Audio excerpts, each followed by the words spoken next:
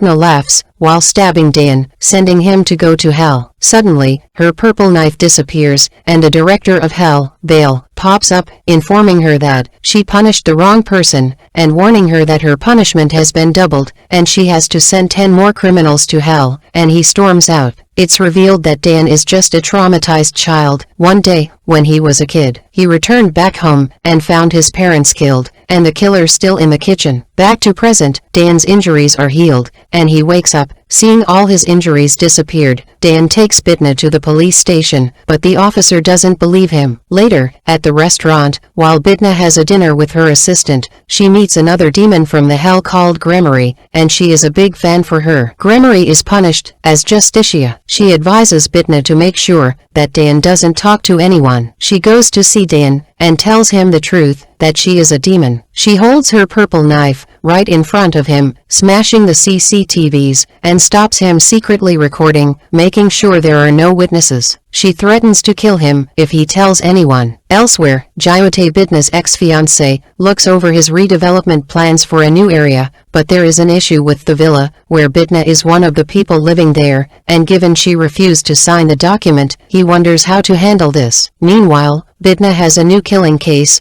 A grandma accuses her daughter-in-law, killing her son, for the insurance money, and her daughter-in-law wants the custody of her adopted son. Bitna feels excited and starts her investigation. Outside, Dan shows up with a megaphone, demanding Bitna come out, talking to him, but she ignores him and leaves. She meets up with the daughter-in-law Jae-young. She narrates that her adopted son Jiho was a student in her class last year. His mother passed away when he was 2. She started paying more attention to him, and then she married his father and adopted him. Dan meets up with Bitna, who confirms that there is at least 2 billion won, plus death benefits. He wants them to work together. He joins her, going to meet the grandma Mrs. Bae, where Bitna finds out that her grandson Jiho is in her house. Meanwhile, the grandma has denied. The grandma reveals that Jae-young leaves Jiho alone with the house completely trashed. Bitna takes Jiho to the shore, where he tells her that he saw his mother-in-law Jae-young gluing the seat belt shut. Before hitting the road, she intentionally drifted into the water,